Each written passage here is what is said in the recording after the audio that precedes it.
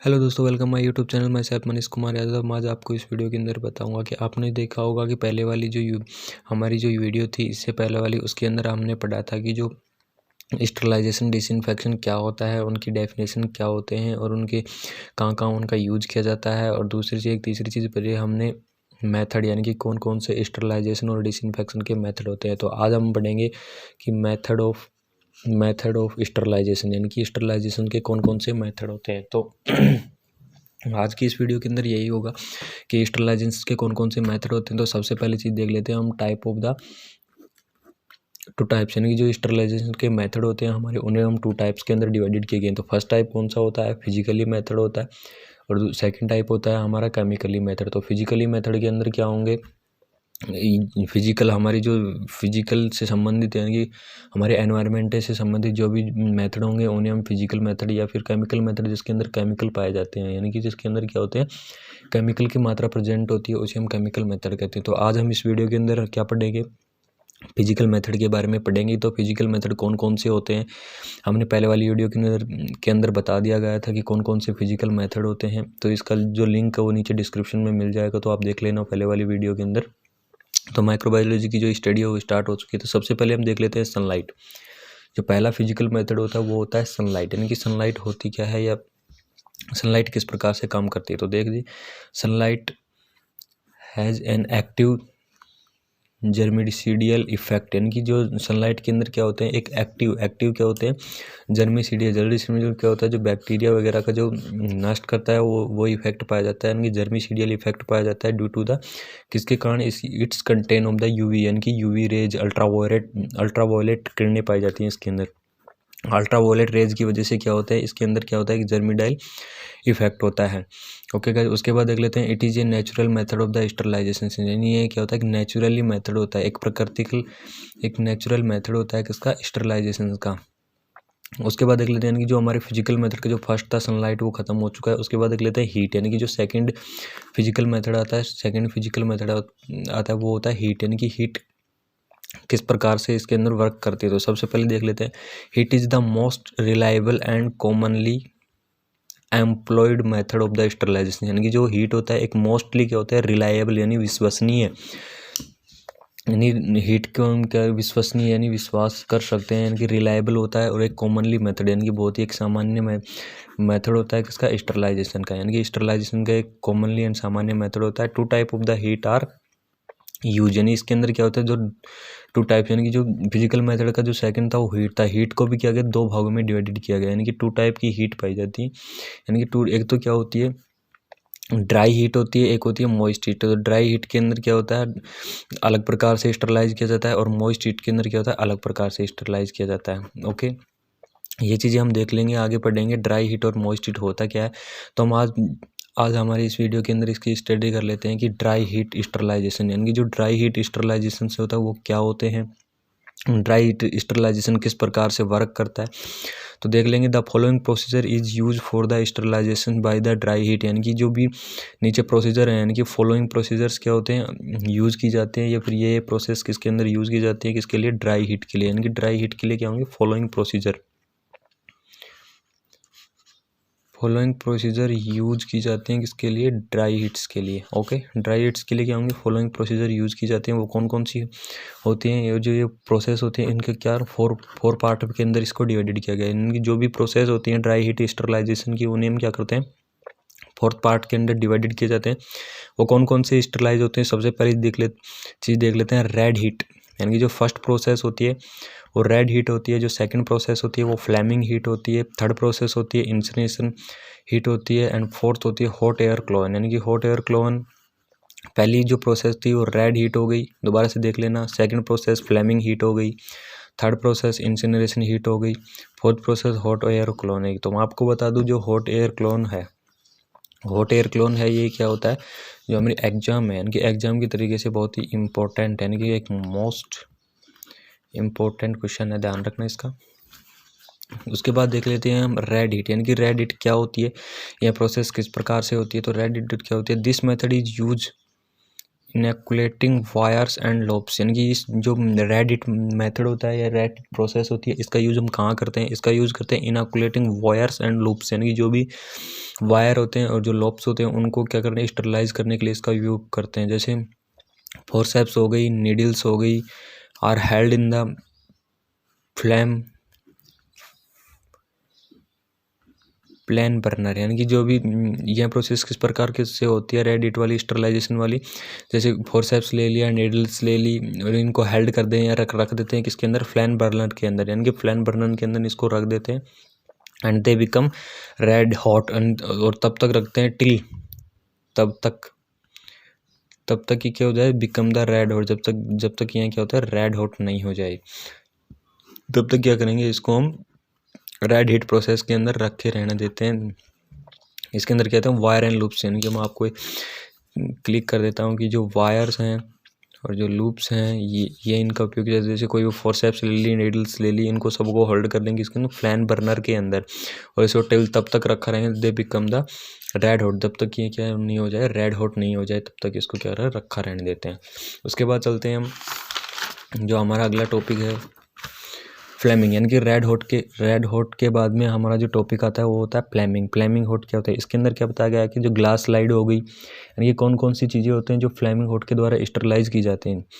पहली चीज़ क्या होगी? ग्लास स्लाइड होगी, स्क्रैप्ड हो गया, कल्चर ट्यूब होगी, are passes through the Bunsen flame, यानी कि इन सबको क्या कहाँ पासिस किया जाता है? कहाँ से पास किया जाता है? एक बंसन फ्लेम, यानी कि बंसन फ्लेम से पास किया जाता है without allowing then the red heat, यानी कि इसको अलाउ नहीं किया जाता है कि ये रेड हॉट हो तब तक ही इन्हें पास करें। ये कंपलसरी नहीं है कि इनको रेड हॉट हो तब तक ही ये पास हो। इनको क्या होता है? जो भी जैसे ग्लास स्लाइड हो गई, स्क्रैप हो गई, कल्चर ट्यूब्स हो गई, इन सबको क्या करते हैं? हम पास कर लेते हैं किसके द्वारा? जो बंसन जो फ्लेम होती है ना, बंसन फ्लेम, उन बंसन फ्लेम के द्वारा इसको पास करते हैं विदाउट अलाउ, यानी ये कंपलसरी नहीं है कि ये रेड हॉट हो तब तक ही इन्हें पास कर सके।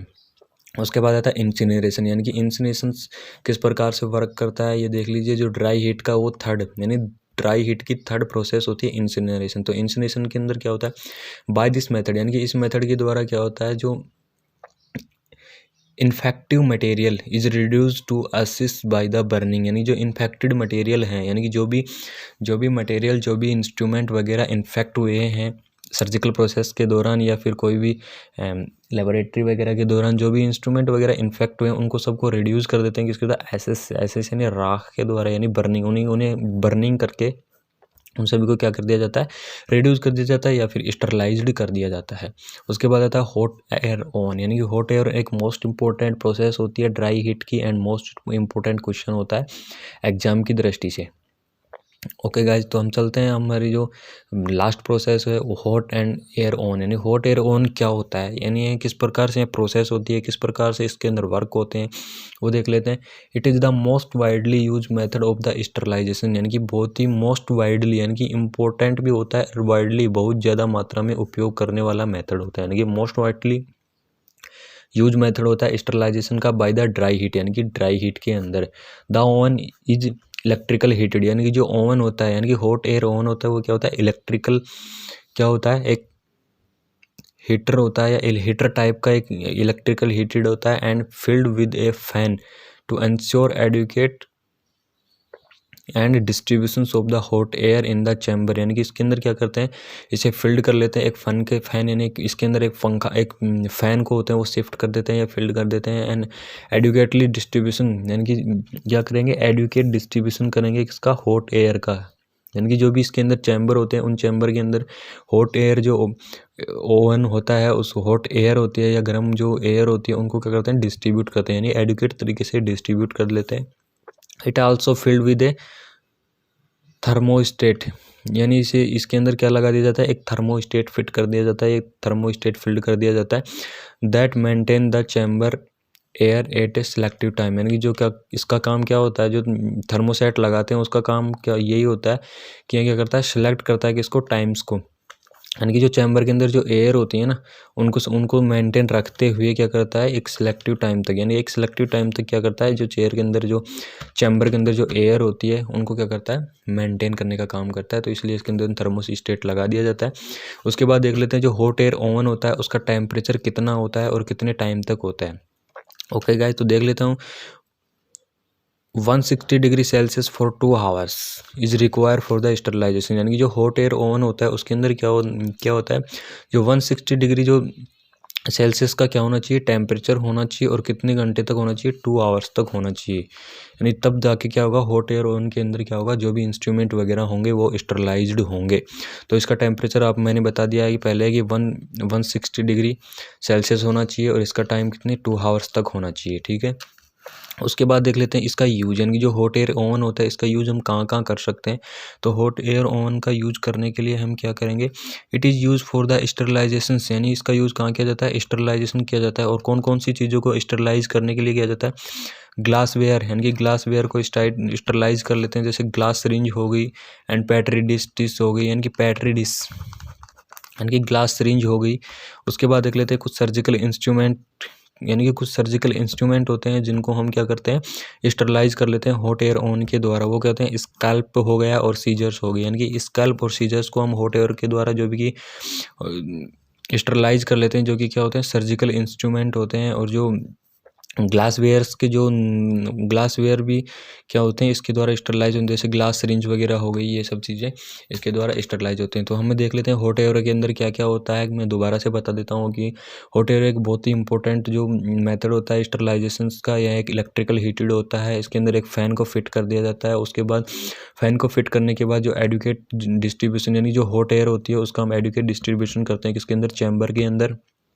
और जैसे ही चैम्बर के अंदर एयर को हम डिस्ट्रीब्यूट करते हैं, उसके बाद इसके अंदर क्या देते हैं, थर्मोस्टेट, यानी कि थर्मोस्टेट को लगा देते हैं। और थर्मोस्टेट का काम क्या होता है यहाँ पर, कि जो भी चैम्बर के अंदर जो एयर होती है उनको मेंटेन कर लेते हैं, कब तक, एक सिलेक्टिव टाइम तक जो भी एयर होती है उसको क्या करते हैं, मेंटेन का काम होता है थर्मोस्टेट का। उसके बाद इसके टेम्परेचर एंड टाइम आ गया, यानी कि 160 डिग्री सेल्सियस इसका टेम्परेचर होना चाहिए और 2 आवर्स का इसका टाइम होना चाहिए, जब जाके ये क्या करेगा, स्टरलाइज करेगा। ओके, उसके बाद देख लेते हैं यूज, यानी कि इसका यूज़ कहाँ कहाँ होता है। इसका यूज़ मेनली क्या होता है, स्टरलाइजेशन के अंदर ही होता है। और वो कौन कौन सी चीज़ें स्टरलाइज कर लेता है, सबसे पहले ग्लास सिरिंज वगैरह हो गई, ग्लास वेयर्स, इन सभी को स्टरलाइज कर लेता है। और कुछ सर्जिकल इंस्ट्रूमेंट भी होते हैं जिन्हें ये स्टरलाइज करते हैं। तो सर्जिकल इंस्ट्रूमेंट के अंदर क्या होता है, स्कैल्पल, यानी स्कैल्पल हो गया और सीजर्स हो गए, यानी कि स्कैल्पल और सीजर्स ये दो चीज़ें क्या होते हैं जो कि इसके द्वारा स्टरलाइज करी जाती हैं। ठीक है, उसके बाद देख लेते हैं प्रिकॉशन, यानी कि हॉट एयर ओवन होता है, यानी कि जो हमारा, देखो मैं बता देता हूँ आपको, हॉट एयर ओवन होता है, यानी इसको चलाने के लिए, यानी कि इससे किसी भी चीज़ को स्टरलाइज करने के लिए एक प्रिकॉशन को ध्यान में रखना पड़ता है। यानी कि एक प्रिकॉशन ध्यान में रखता बन जाए, या फिर कुछ संकेत होते हैं, कुछ डायरेक्शन होती हैं, कुछ निर्देश होती हैं, उनको ध्यान में रखना पड़ता है। तो इसके लिए मैं बताऊँ कौन कौन से प्रिकॉशन होते हैं। यानी कि हॉट एयर जो ओवन प्रोसेस होती है उसका उपयोग करने से पहले कौन कौन सी चीज़ों का ध्यान रखना पड़ता है। तो सबसे पहले मैं बता देता हूँ कि it should not be overloaded, यानी कि जब हम क्या करें, जो हॉट एयर ओवन प्रोसेस का यूज़ करते हैं तो इसे ओवरलोडेड ना भरें, यानी कि इसको ओवरलोड नहीं भरना चाहिए। And the material should be arrange into a manner, यानी कि जो मटेरियल होते हैं, यानी जो भी इंस्ट्रूमेंट वगैरह होते हैं, या जो भी सर्जिकल इंस्ट्रूमेंट वगैरह, ग्लास वेयर, सिरिंज वगैरह, इन सभी को कर एक मैनर के अंदर, यानी कि एक मैनर के अंदर इन सभी को क्या करना चाहिए, अरेंजमेंट करना चाहिए। और थर्ड प्रिकॉशन क्या होता है, थर्ड प्रिकॉशन का यही काम होता है कि material to be sterilized should be perfectly dry, यानी कि जैसे ही जो भी मटेरियल होता है, जो भी इंस्ट्रूमेंट वगैरह वो स्टरलाइज हो जाएं, तो उसके बाद क्या करना चाहिए, परफेक्टली ड्राई, यानी कि इसे अच्छी तरह से ड्राई कर लेना चाहिए। ओके गाइस, ये आपके एक छोटे से कौन सा टाइप था, ये ड्राई हीट स्टरलाइजेशन था। अब हम अगली वीडियो के अंदर मोस्ट हीट स्टरलाइजेशन पढ़ेंगे। तो आज की इस वीडियो के अंदर आपको अच्छा लगा हो तो please like and share and subscribe my channel.